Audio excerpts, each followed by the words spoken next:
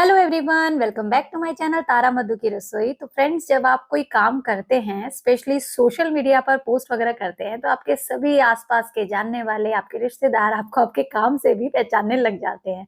तो मेरे साथ भी कुछ ऐसा ही हुआ। मैं जब अपने होम टाउन गई तो वहां पर मेरे कुछ रिलेटिव्स मुझे बोलने लगे कि भाई तुम बड़े केक बनाती हो, वीडियोज में हमारा मन ललचाती हो, चलो कुछ हमें भी बना कर खिलाओ। तो यहाँ पर बस उसी की तैयारी हो रही है। मैंने बोला मैं काम कर रही हूँ, आप भी थोड़ी मेरी मदद कीजिए।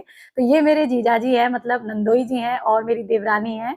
वो लोगों से मैंने हेल्प मांगी कि आप बादाम काजू कट कीजिए और मैं आपको अपना स्पेशल एक केक बना करके खिलाती हूँ। हालांकि मेरे पास मेरा पूरा सामान नहीं था, बट मैंने कोशिश पूरी करी। तो जब तक बादाम काजू कट रहे हैं, मैंने गैस पर रखा फ्राइंग पैन और उसमें 3/4 कप ये डाल दिया मैंने नेस्ले का एवरीडे का जो मिल्क पाउडर आता है उसको। और यहाँ पर 1/4 कप से थोड़ा सा, लगभग 2 टेबल स्पून और ज्यादा मैंने डाल दिया है दूध। और अब मैं गैस को जला करके एकदम धीमी आंच पर एकदम कंडेंस मिल्क जैसा, मिल्क मेड जैसा टेक्सचर होता है, वो तैयार करूंगी। तो जब मैं इसे तैयार कर रही थी, बनने के बाद मेरा मिक्सचर जितना मुझे लगा, फिर मैंने सोचा अभी 2 दिन बाद मैं अपने घर मथुरा भी जाने वाली हूँ, तो क्यों ना मम्मी के लिए भी इसी स्पेशल केक को बनाकर ले जाऊं। तो फिर मैंने इसी कंसिस्टेंसी में थोड़ा सा, लगभग आधा कप और मिल्क पाउडर डाल दिया और थोड़ा सा दूध डाल करके इसको बढ़ा दिया, सो दैट एक ही बारी में मेरा ये जो इंस्टेंट कंडेंस मिल्क है वो रेडी हो जाए। वैसे तो आप मार्केट से भी कंडेंस मिल्क या मिल्क मेड मंगा करके केक बना सकते हैं, बट क्योंकि मैं अपने हाथ से ही सब कुछ करना चाहती थी, तो मैंने सारी तैयारी यहीं पर की। और यहाँ पर देखिए मेरा फटाफट से इंस्टेंट जो है कंडेंस मिल्क रेडी हो गया। मैंने इसमें कुछ भी और नहीं डाला है, ना ही चीनी डाली है, क्योंकि ये खुद ही इतना मीठा होता है। और हमारे प्रीमिक्स में पहले से ही चीनी होती है, तो वो बढ़ जाएगी अगर मैं यहाँ चीनी डाल दूंगी। तो यहाँ कुछ भी नहीं डालना, केवल मिल्क पाउडर और दूध डालना है। अब मेरे पास फ्रेंड्स ट्रोपोलाइट कंपनी का ये ऑल टाइम केक प्रीमिक्स है, वनीला फ्लेवर का। और इसको अब मैं अपने बड़े से बाउल में डालूंगी। तो बाउल तो मिला नहीं है बड़ा, मुझे पतीला मिला है, तो मैं वो ले रही हूँ। तो आज मैं लगभग 300 से 400 ग्राम के 2 ड्राई केक के मोल्ड में इन्हें बनाने वाली हूँ। तो उस हिसाब से मैंने यहाँ पर 3 कप प्रीमिक्स ले लिया है। और ये वजन में देखें तो 360 ग्राम के बराबर होगा। एक्चुअली मेरे पास जितने बड़े मोल्ड थे, मैं उसी हिसाब से बना रही हूँ। तो ये डाल दिया मैंने 3 कप प्रीमिक्स। अब इसी के अंदर, इसी के हिसाब से हम डाल देंगे 3 टेबल स्पून के करीब ऑयल। तो मेरे पास टेबल स्पून नहीं है, बट मैं अंदाज से ही डाल रही हूँ, लेकिन आप नाप करके 3 टेबल स्पून ऑयल ही डालिएगा। और अब मैं इसके अंदर पानी डाल करके इसका स्मूथ सा बैटर बनाऊंगी। दूध मैं यहाँ नहीं डाल रही हूँ, क्योंकि वैसे भी हम मिल्क पाउडर का कंडेंस मिल्क इसमें ऐड करने ही वाले हैं, तो उसकी कोई खास जरूरत नहीं होगी और टेस्ट में भी कोई फर्क नहीं पड़ेगा। हाँ, पानी डालने से इसकी शेल्फ लाइफ अच्छी बन जाएगी। तो यहाँ पर धीरे धीरे पानी डालना है आपको, एक साथ नहीं डालना है।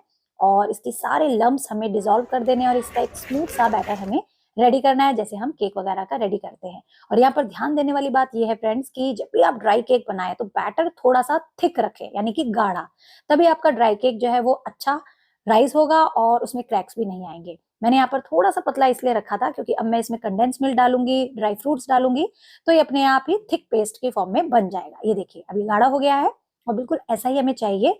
और जितने भी ये छोटे छोटे मावा के दाने दिख रहे हैं ना, ये मैं नहीं डिजोल्व करूंगी, ये खाने में उतने ही टेस्टी लगेंगे।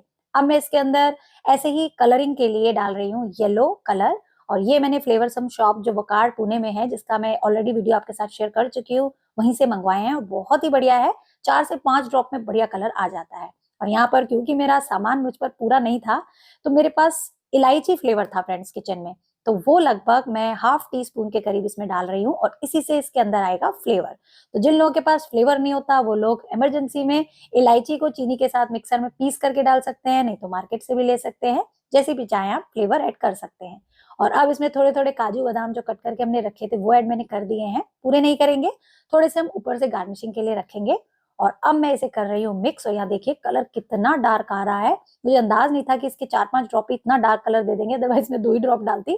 बट हमारा काम बहुत अच्छा बनेगा। ये देखिए बैटर अच्छे से मैंने मिक्स कर लिया और अब ये खूब अच्छा थिक बैटर की फॉर्म में है। ये देखिए बिल्कुल भी पतला नहीं है। फ्लोइंग कंसिस्टेंसी एकदम रनिंग वाली नहीं होनी चाहिए अगर आप एक ड्राई केक बनाने वाले हैं, इस बात का खास ध्यान रखें। तो यहाँ पर जब मैं आई थी ना, तो कुछ अपना सामान साथ लाई थी। तो ये 8-8 इंची के मेरे पास 2 मोल्ड है और इन्हीं के अंदर मैं अपना ये बैटर जो है डिवाइड करने वाली हूँ। तो यहाँ पर बैटर देखिए मैं डाल रही हूँ। मेरे पास स्पैचुला भी नहीं है, तो जो है अवेलेबल उसी से डाल रही हूँ।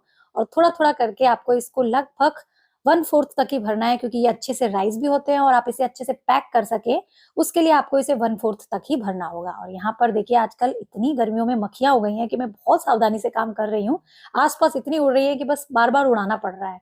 एक्चुअली 2 दिन पहले हमारे घर में हवन हुआ था यहाँ पर, और उस वजह से हमने सारे गेट्स और डोर्स वगैरह खोल दिए थे। तो उस दिन से जो मक्खी घर में घुसी है वो जा ही नहीं रही है फ्रेंड्स।